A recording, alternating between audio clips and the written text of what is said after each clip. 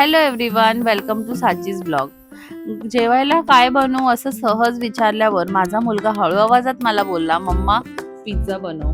Pizza त्याला खूप आवडतो, त्यामुळे मी नेहमी त्याला घरच्या घरीच पिझ्झा बनवून देत असते. पण आज मॉझरेला चीज अवेलेबल नव्हतं, त्यामुळे मग आम्ही बाहेरून पिझ्झा मागवला. पिझ्झा बघता क्षणी त्याच्या तोंडाला पाणी सुटलं आणि त्याने मस्त पिझ्झावर दाव मारला आणि एन्जॉय केलं. पिझ्झा खाऊन झाल्यानंतर आम्ही गेलो डीमार्टमध्ये. घराजवळच डीमार्ट आहे आणि डीमार्टमधून थोडीफार शाळेची शॉपिंग आणि बऱ्याचशा गोष्टी घ्यायच्या होत्या. सो आम्ही पोचलो डीमार्टला आणि डीमार्टला गेल्यानंतर जे मी चूज करत होती ते त्याला आवडत नव्हतं आणि त्याला आवडत होतं ते मी सगळं त्याला घेऊन दिलं, कारण मला त्याचं मन दुखवायचं नव्हतं. सो मस्त अशी भरपूर शॉपिंग केली आणि आम्ही आलो घरी यायला. तर असा होता आमचा आजचा दिवस. भेटूया पुढच्या ब्लॉगमध्ये. तोपर्यंत bye bye and take care.